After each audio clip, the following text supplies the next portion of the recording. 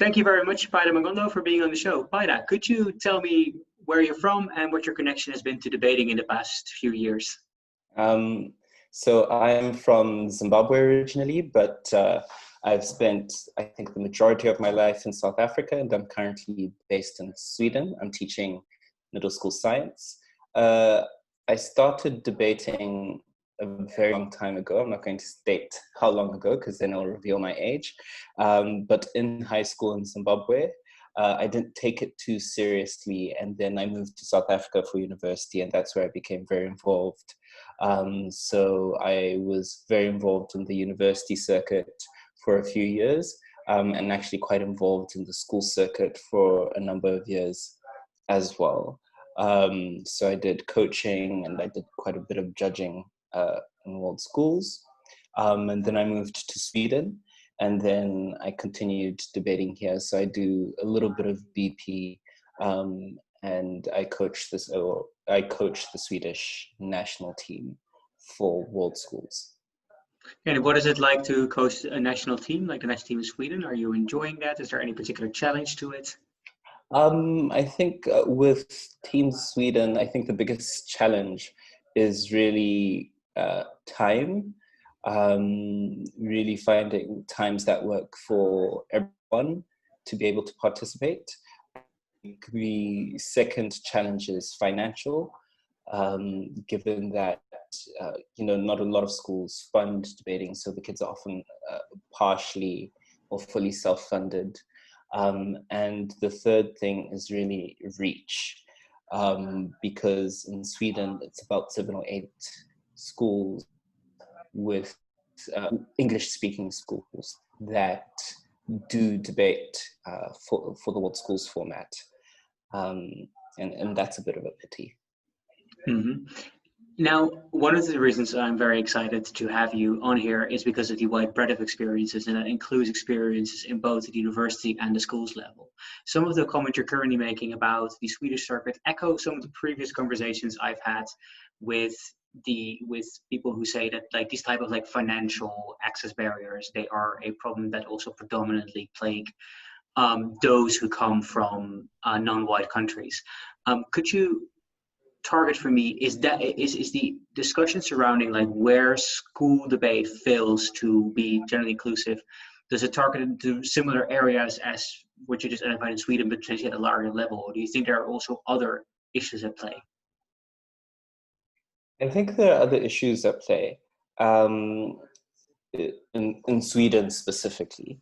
I think one thing is reach and knowledge. So a lot of the schools don't know about these debate programs.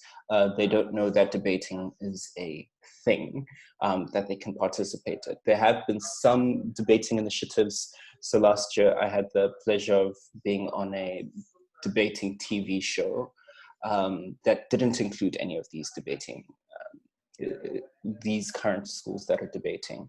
Or there was another Swedish program that was run last year, debating initiative competition. And I think this year, or it may have been last year as well, the moderate party had their Swedish national debate championships. But in terms of debating in English, it's not really well known. I think the second thing is that debating can be quite, I think, difficult for people to want to participate in, especially because Sweden culturally focuses on consensus-driven decisions. And when you have those consensus-driven decisions, things like disagreement and debate are very difficult to get in. And so people are very conflict averse, and there's a fear of offending people, and a fear actually, from what I've seen, of putting yourself in a position of vulnerability. So I think that's the second thing. The third thing is less to do with finances, because I think the circuit has limited reach because all we really do is organize nationals, and then we have the Swedish team. So in that regard, the barrier to entry isn't that there's no finances. It's really that we don't have enough manpower to take debating into other schools. And to some degree, we then reinforce these biases. Would these schools be interested anyway in an English debate program? But that is yet to be seen. Okay, let me ask one final question on the Swedish debating before we delve into the topic at hand. And that is that, so you come, of course, from the South African community scene. And do you think that there are things in the South African scene that you've been able to learn from and like pushing towards Sweden, or things that you've now uncovered in Sweden that you think that these African or Zimbabwean scenes would have benefited from? That's a very complex question. I think I can speak to South Africa. I think Zimbabwe is a very different situation, far more complicated. I think a lot of the knowledge that I built in South Africa, I've brought with me here in terms of what kind of training I do. I think if schools were interested in debating, I think there's a way to get people to drive these initiatives by making use of, I think, a relatively useful resource, which is university students. World schools debating in South Africa cannot survive without university students coming back to coach schools, coming back to judge tournaments. And part of that is schools deciding to pay people for coaching. And I don't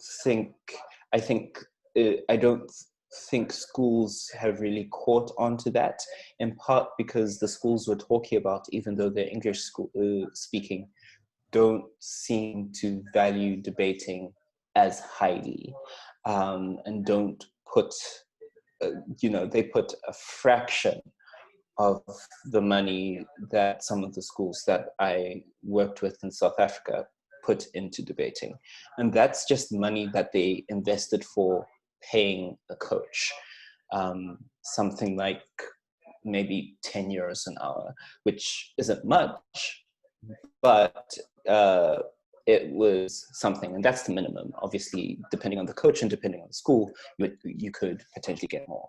And I think here, university students would be willing to do that. So I think trying to do that, especially if teachers are involved in debating, trying to get university students to do it can be so incredibly useful. I think the second thing that I definitely did bring over was there wasn't an organization with structure when I arrived in Sweden. There was, but each circuit has its own complex history, which is part myth and part truth, and there's always some sort of drama behind it. But basically, I brought the idea of having a structured organization with a strong constitution to inform how it should be behaving. Sweden didn't have that. Those weird things that had happened 10 years ago. So I brought that over, and that constitution is designed so that even when you do eventually grow bigger, you are able to somehow support and encourage debating as a whole. Okay, thanks. So today's main topic is to look at ways in which inclusion of non-white people into debating is hampered and how we can overcome that.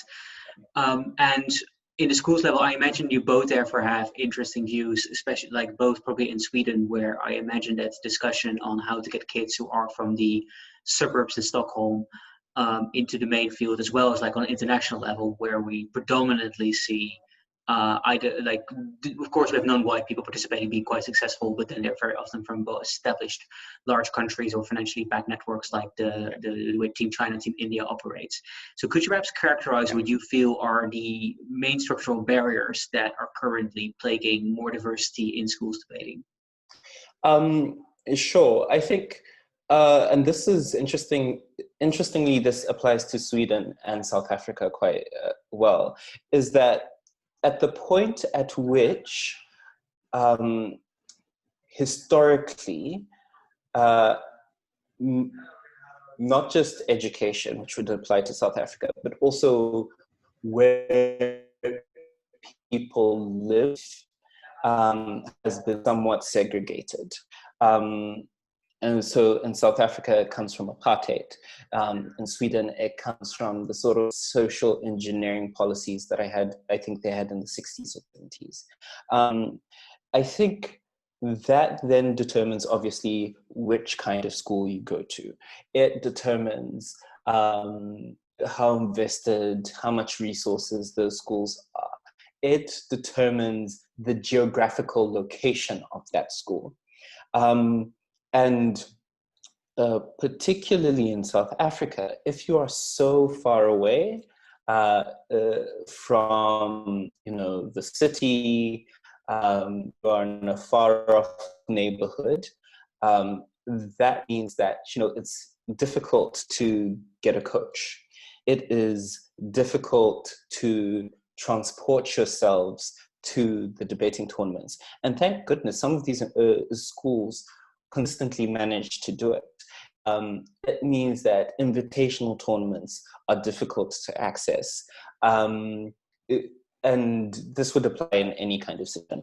I think when you compound that, particularly in South Africa, with the fact that, sometimes these schools cannot afford a coach, that means that you can't get, really great coaching. And that means that you can't develop and progress. So consistently, you are not, progressing in certain leagues. You are not making knockout rounds. Sometimes it means that you're not being selected to go into provincial teams that then represent the national team. Same thing in Sweden. If you are not in fact, even more so, quite often these English-speaking schools really just cater to middle to upper middle class, and I would even say rich Swedish kids. Fortunately, some of these schools, and because education is free in Sweden, do have some cultural and ethnic and racial diversity. And so that's why, for example, with Team Sweden, in the last 2 or 3 years, it hasn't just been homogeneously, ethnically Swedish people. But if you are in a neighborhood in, one of the really difficult neighborhoods, as would be described here, such as Rinkeby, Akala, Husby, you are probably not going to go to any of these schools. And you can go into all of the structural reasons why you're not going to go into them, even if they're free. And then that means that you don't have access to the sort of sport and engagement. I think, so those would be the main reasons. I think then there was one other thing I was thinking about, particularly in South African context, sorry to just jump back, is that if you, a big part of the dialogue, which often results in a lot of friction in South Africa, is the organizations not doing enough to go into these communities. And this is often a criticism that is levied by debaters of color. And, often people then respond, but you guys are often coaching at these white schools.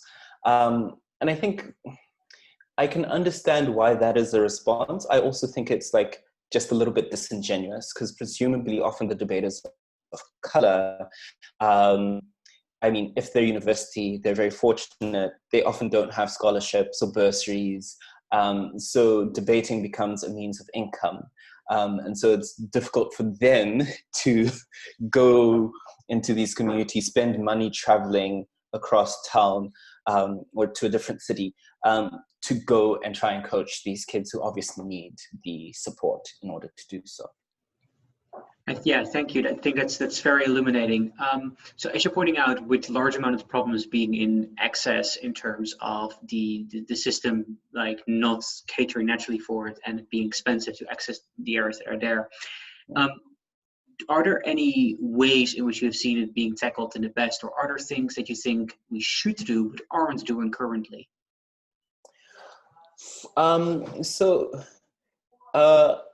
In South Africa, they have a particular model of debating in which I think it still needs a bit of work, and I'm a bit out of touch with it. But basically, each province, when they send a delegation of 4, 6, 8 teams to the national competition, there are strict criteria of that the squad needs to include, I think it used to be called academy, but now it's development. And basically, this tends to be kids from communities, from areas that have typically been disenfranchised. And so that's often how you get a lot of kids from disadvantaged communities then being able to participate. So that's one model. So there's a very strict quota of how you should include those speakers in your delegations and teams. I think it works insofar as you get them onto the provincial squads. I'm not sure if it works insofar as you generally upskill them throughout the course of the year. I think that's one way of upskilling a subset of speakers in, 2 or 3 months, who can then take those skills back to their schools, but they're still at a structural disadvantage. Second thing that was done in South Africa, specifically in Gauteng, and I think in the Western Cape, was they had competitions exclusively in these areas for these sorts of schools. So in Gauteng, it was called Conhill. So that's also useful, because then you get a lot of these schools being able to participate in debate at the very least. I do think it still has the same elements of like a failure on structural representation. I think the biggest thing is incentivizing people, and the only way you can do it is through money, is incentivizing debaters, coaches, judges to either set up leagues in disadvantaged areas or to coach in those areas. But that takes a lot of time and effort and money in order to do so. And we know that quite typically debating is underfunded right across the board, regardless of where you're from. So that's the biggest thing. I also think maybe debaters should also consider doing some, pro bono work by going into these communities. I do not believe there is a single debater who has not benefited from someone else doing charitable work in order to support them and make them better. So I just think that you should also just pass the buck forward. And it doesn't help if, all of the brilliant people are always investing in the same subset of schools or a subset of universities. Because I think there's always going to be some kind of intellectual investment into those particular areas anyway. So I think it helps if we sort of divide the labor and spread out, and that would help a lot. Yeah, and I think that the last suggestion, certainly a suggestion that should hold true for people who are fortunate enough to live in well-connected communities that makes it easier. So I think when you talk about Sweden or the Netherlands, where I am from, the transport cost to move to one of these schools that are potentially on the outer ring of Stockholm or Amsterdam is really quite low, and the investment costs are really quite low before you get out of it. So I think that's a very good suggestion indeed.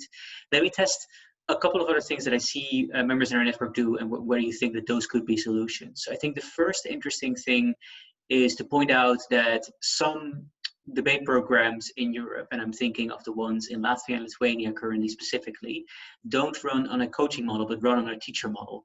And do you think that it would be a valuable opportunity to try and have teachers learn the skills of debate so they can use that in those schools?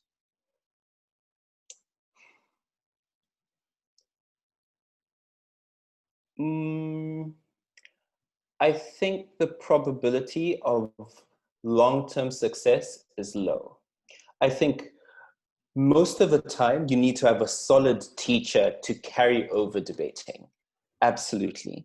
But in terms of the intellectual investment, I think there's this weird thing, and I may have been guilty of it when I was a university student, is that debaters often end up excluding teachers. And I think part of it is social. And we know in debating there's social hierarchies. You've got the people with rep and the people without rep, and then there's the teachers. And we just kind of presume that they're dumb. And I think we end up alienating teachers unintentionally at competitions. I think the second thing is that you, as a teacher now, I know, you are probably one of the most overworked humans in the world. I think in a lucky week, I'm doing 10, 15 hours of additional work that is unpaid. So getting a teacher to, from my experience, to come to a debating competition is difficult. And a lot of the time they will, but then to invest time coaching kids is just not reasonable, I think, especially because in order to really succeed in debating, it's not enough, because a lot of the time in these debate societies, it's like an hour maybe assigned a week. It needs to be like a sport. So it needs to be 3, 4, 5 hours that is invested into debating a week. And the teacher will almost never find that time, unfortunately. I think you need to find a collaboration between the two.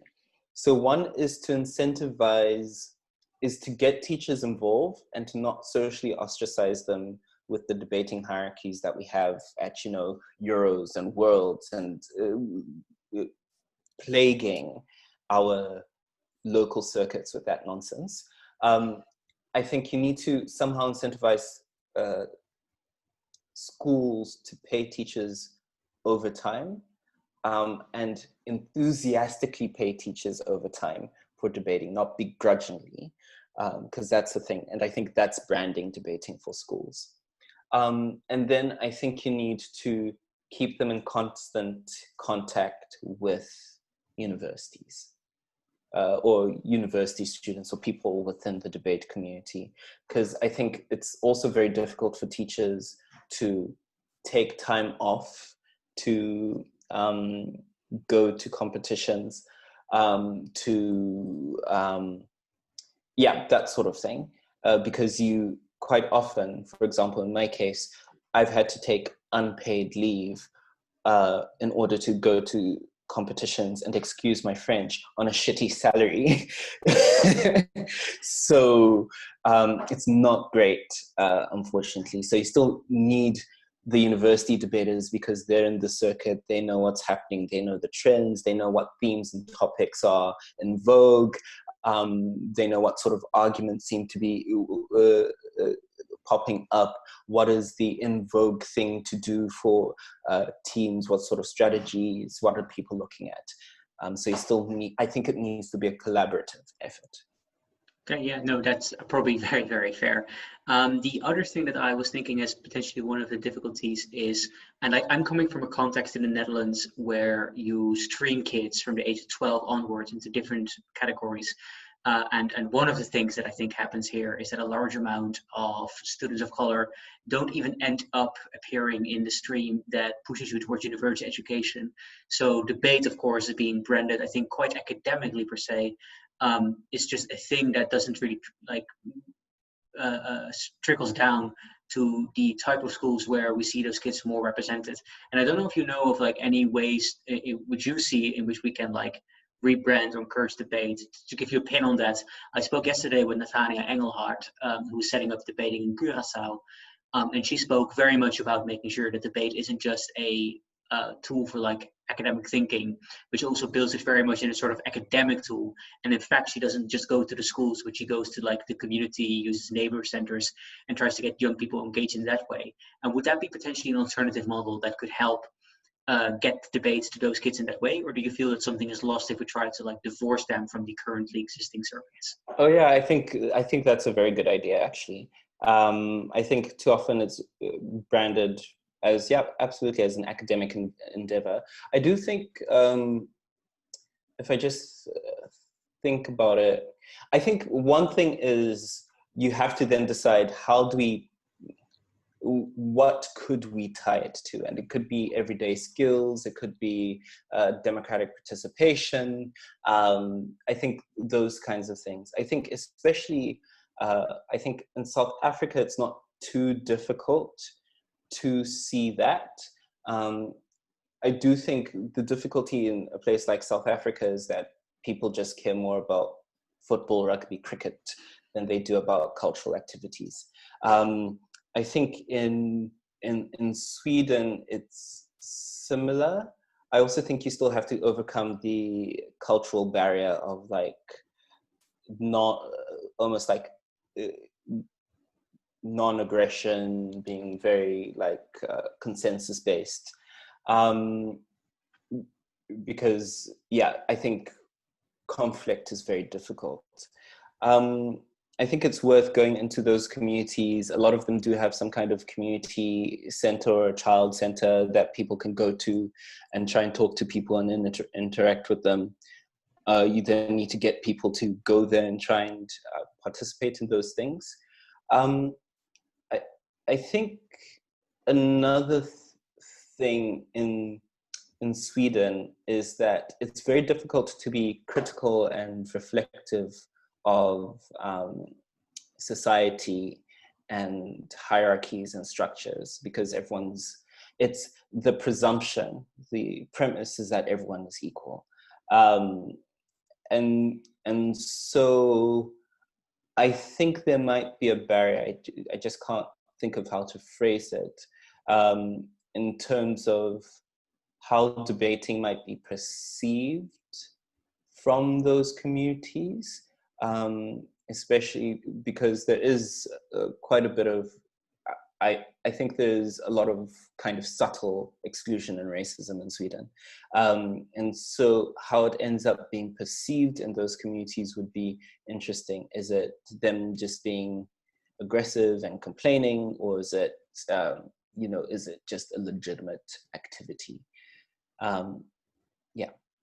Okay, I think that's very interesting, because that also highlights that debating, of course, can be differently perceived by those who engage in it.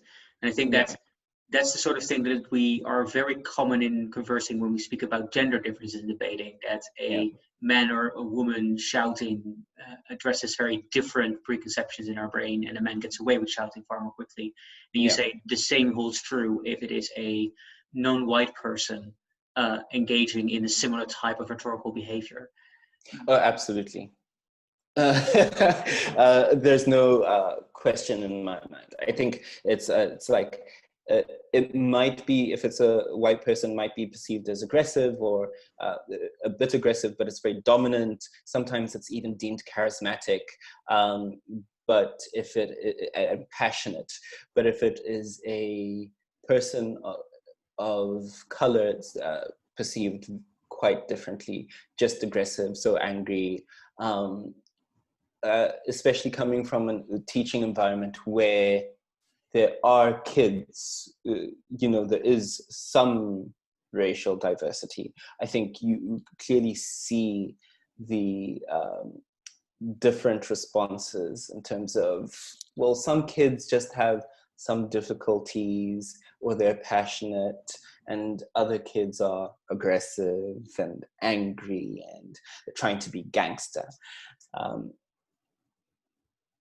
That's a potentially very troubling, because that, I think, then also influences those kids who end up making it to the tournament, might therefore be, to this type of stereotyping, be disencouraged in certain senses.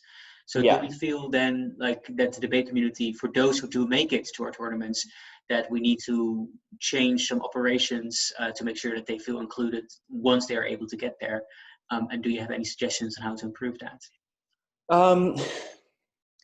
Yeah, I think one thing, and this is something I've been speaking about for years, not particularly in this context, is that I think the problem with debating is that because we all presume we are somehow intellectually superior and we've reasoned our morality to perfection, it's difficult to be reflective and critical of ourselves.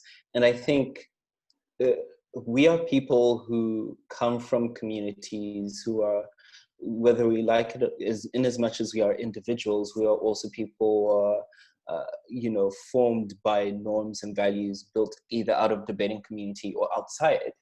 And I think what we need to do is to in things like coaching training or judge training, I think one of the things that we need to start off with is we all need to individually identify what our bias is, because that will then inform how we make decisions in debate rooms and how we evaluate people or how we look at speakers. And then afterwards, you can have a conversation about, okay, you recognize what your bias is. This is what you need to be looking for in a debate room or in your coaching or in your judging.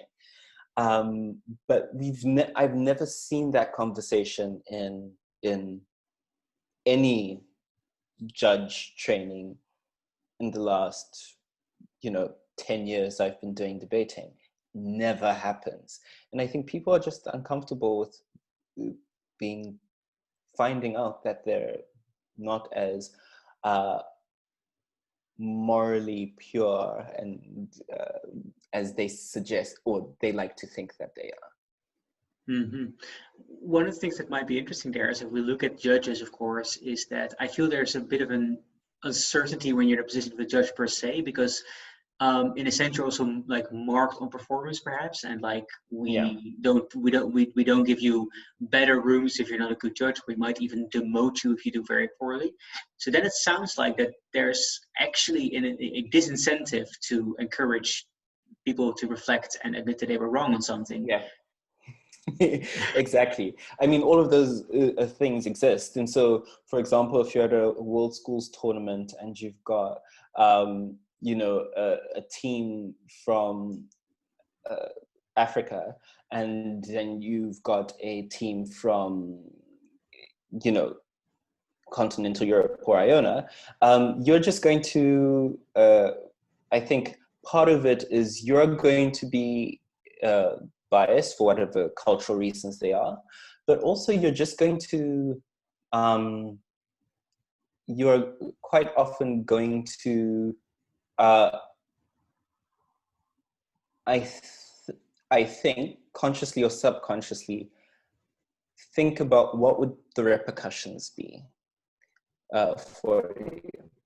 And I think there's a certain amount of privilege that is afforded if you're from, you know, some of the big Asian countries, or New Zealand, Australia, or Europe, in terms of rep and who your coach is and how established they are and their capacity to give feedback to the CAP and how much would be taken into consideration, because that plays a crucial factor, versus disappointing someone from, you know, from Ghana or Tanzania. There are very different repercussions for you as a judge in that regard. And sometimes I find that's very difficult. I think I'm not sure if it's less, to some degree, a little bit, I think it's less of a problem in world schools. I think it's a big problem in BP. So where do you see the difference occurring? So is BP then, does it have like less awareness about it, or? I think it's less awareness. I think it's less agreement in terms of expectations and rules for BP. I think to some degree it's less critical. I think if you think, for example, Cape Town Worlds and the protests that happened, what was the follow through? If you're just to think about it, what was the follow through? And to be honest, I don't think there was anything that happened afterwards.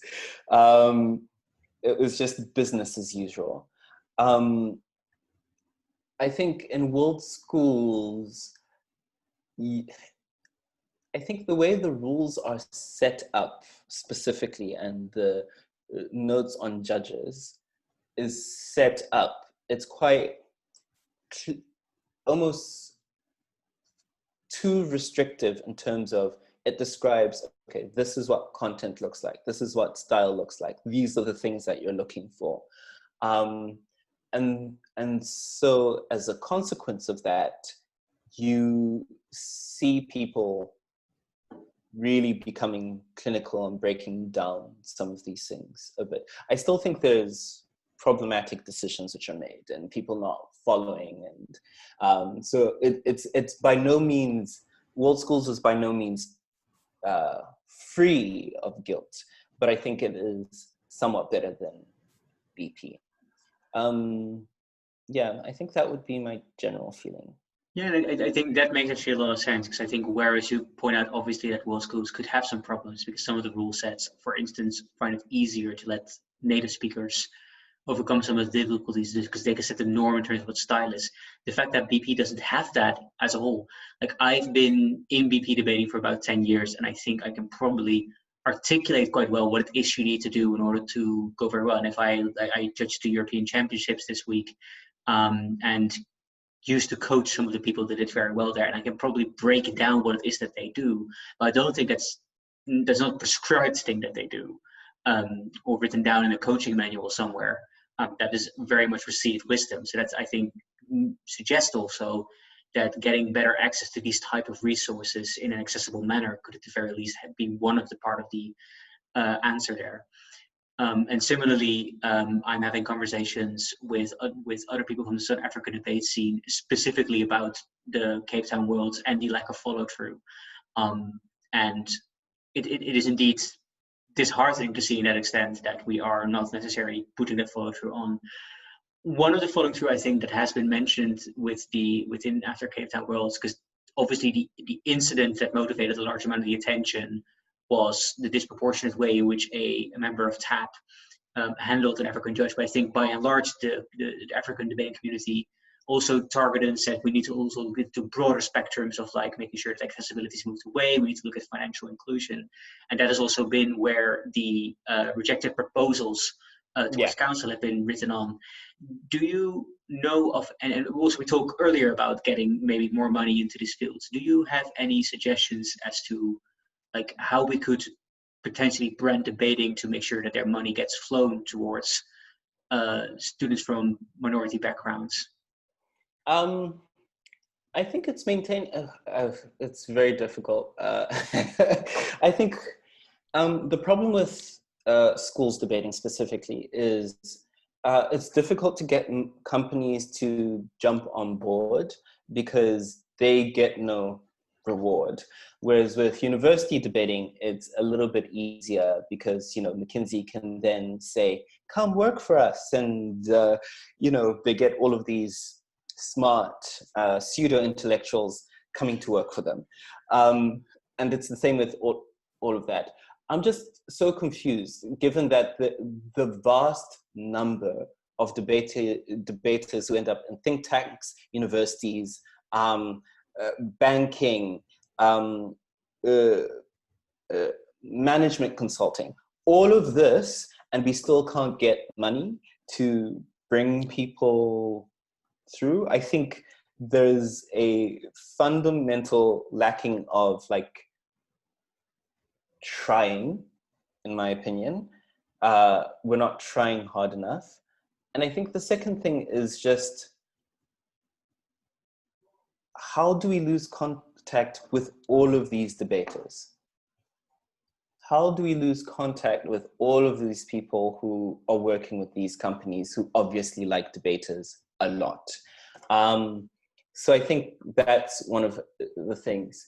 And I think another thing is, if, you know, a championship like Euros, like WUDC, WSDC, if there's a surplus, surely either we use it in the following year, or we can say, look, maybe not use it in the following year. Let's invest it somewhere. Let it accrue value. And then afterwards, we use it in the long term as a dedicated fund. Or we could just have people donating. I mean, there's a plethora of ways to be very creative. I know there was this debaters doing good thing that's currently going on. They just asked people to donate $50 or no, $5 per lecture to X cause. And then people come and watch these things. So I did that. And so I get to watch these lectures from amazing debaters. Trying initiatives like that and then putting the money elsewhere.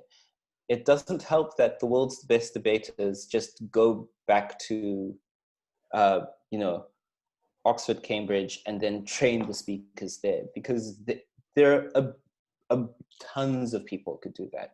You know, some of it needs to go back to helping the community as a whole. That is a very important suggestion indeed. I want to highlight here, for instance, as a sort of best practice, that the IDEA member in Slovakia has set up an alumni program that currently gets them about 15,000 a year, which I think is a very encouraging start. And I think highlights what you're pointing out, that there is indeed a money flow that could be directed towards it. I imagine some of it then also has to do perhaps with whether we have the institutions or not that could do it. So I could see this working quite well with the members of the organization I work for, because they're like, they've been existed for 15, 20, 25 years. They independently run this type of program, but no similar institutional setup or stable institutional setup seems to exist, for at the very least, Worlds and Euros at the university level, and to a slightly lesser extent exists for the World Schools level. So is that then where we need to focus the attention towards, to try and set up these type of inclusive institutions?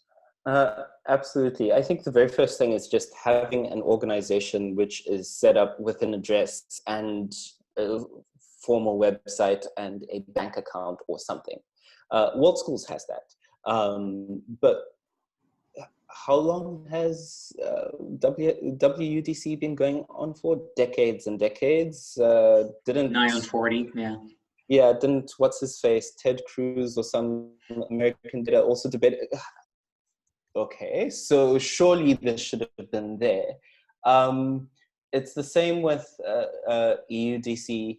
How are these things not there? in South Africa, there at least is an organization for, I'm not sure about university debating, but in schools debating, there is. Last I checked, they still have a bank account. So this is there. So that's the fortunate thing.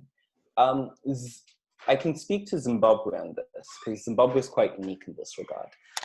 Because obviously the biggest issue in Zimbabwe is just an issue of the economic situation there generally. So, you know, given how things and how the economy has been for almost 20 years, it is almost impossible to get any sort of consistency. And there have been various leagues which have been created and either just disassembled and not continued. And I think there's a bit of a friction in Zimbabwe specifically around this, because in the Southwest, there's an organization, I forgot what it's called, I'll look it up and then maybe send it to you, that runs, that does schools debating, for example. And the Southwest region is broadly called Matabeleland. And there's 3 or 4 provinces there. And they exclusively, whenever going towards schools, pick speakers from this particular region. And I think they're more or less established. They ran the Pan-African University Championships in 2011. So that's the equivalent of Euros. So they're more or less established. And speakers and people from other parts of the country have reached out to me to say, can you do something to change this? Or because we can't access this program. And obviously I can't. And I think in that regard is that there's a failure of just inclusivity. But this seems to be tied to Zimbabwe's very complex, not colonial history, in part colonial history, but also ethnic history. Insofar as that people from Matabeleland have been oppressed by the majority of the population. And this manifested in various ways. I think the biggest was during the 80s with operation called Gukurahundi, which I think is just basically was genocide. So obviously people who are formerly oppressed or who are being oppressed don't include people from the rest of the country, and the people from the rest of the country don't have access to these sorts of debating resources. That's my feeling from obviously now that I've got an outsider's perspective. Yeah, and could I imagine therefore that in some of these areas that there is some development aid money that you could possibly target in that direction, guide it with education, or is there currently from the donor community simply no interest in it? They don't consider it a high enough priority given the understandable other priorities that people in these communities must be having? Yeah, I think it's also very dependent on your school as well.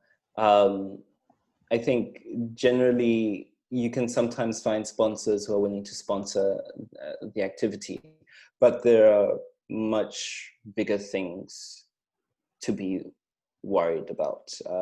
Food security, water, electricity, the list goes on. At the moment, there's been some violent crackdown on protests. So that's the thing that you are most concerned with. So naturally, debating becomes a secondary issue. I think that's very fair. This has been an incredibly wide-ranging conversation. I'm deeply happy that we've been able to cover so much ground in this. Is there anything at this stage you feel we have to address by the end of the conversation that is too important to go unnoticed? Just a couple of, I think they're small, but I think it's worth noting. I think people, in order for people, and this is typically the argument that's made, in order for people, especially from Africa or Latin America or wherever it is, to improve in debating, they obviously need to have access and the financial resources in order to in order to participate in a lot of competitions, Euros, WDC, WSDC, and so on. I think one thing that we sometimes miss is that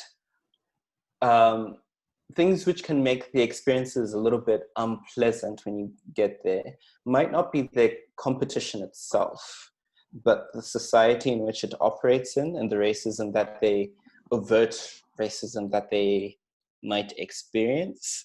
So I can give you a couple of examples.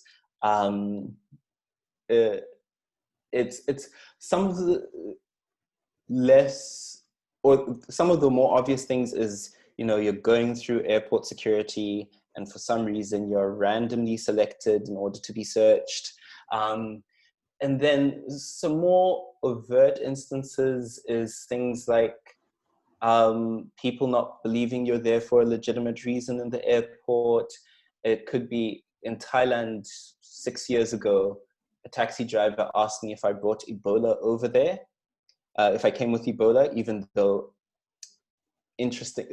obviously, I think it's obvious, I am from a country, and South Africa is a country where Ebola is not prevalent. I think South Africa that year had 1 case of Ebola. And it's in fact, I think, about 2,000-3,000 kilometers away from where the Ebola epicenters were.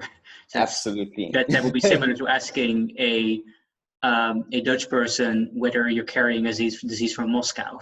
Yeah, exactly. So it's things like that. I think the following year in Singapore, the WSDC final was filmed in a film studio, so I had to do stuff with they had to put on makeup.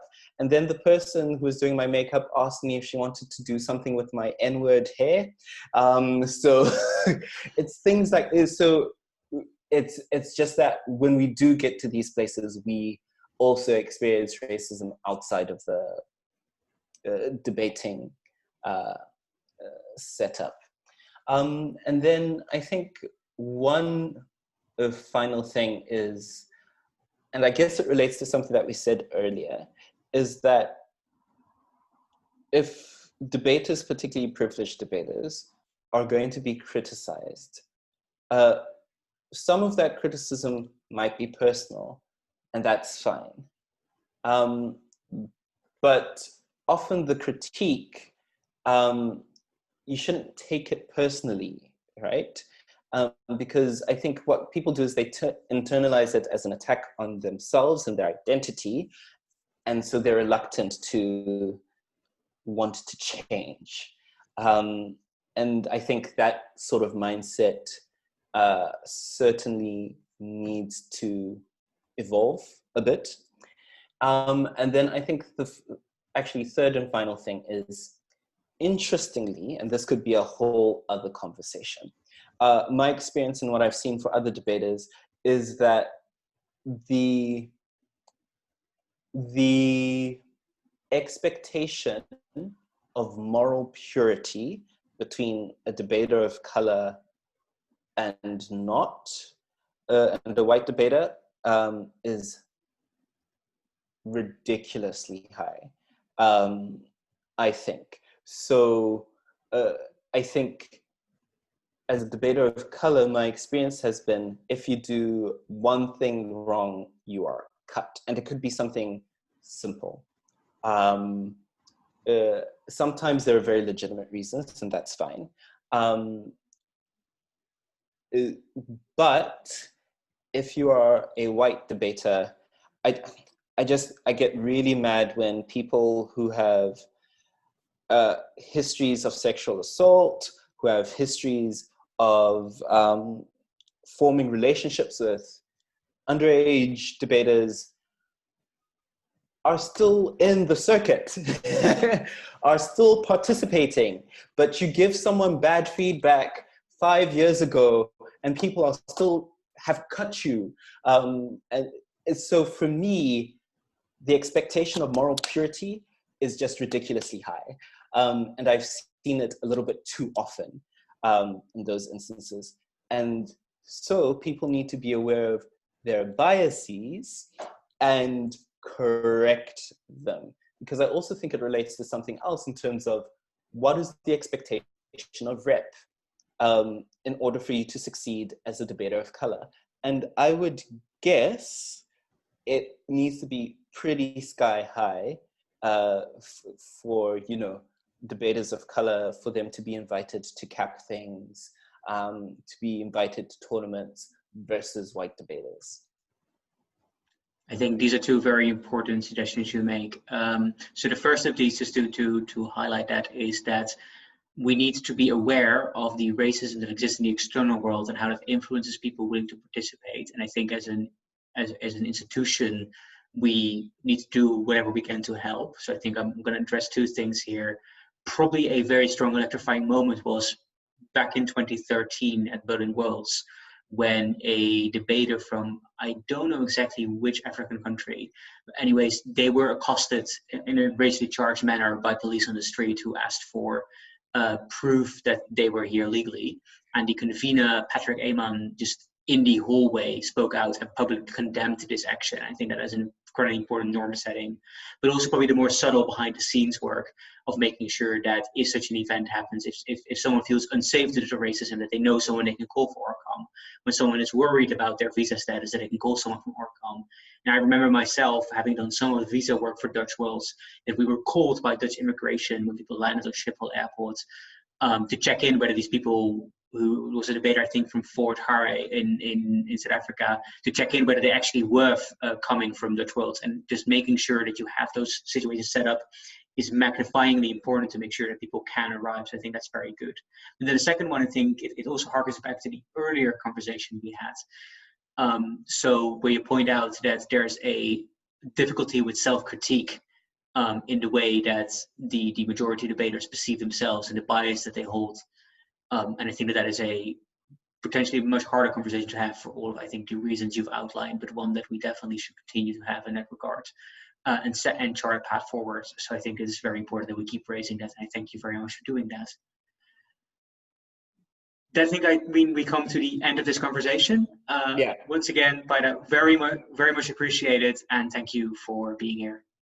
And thank you for being willing to listen and engage.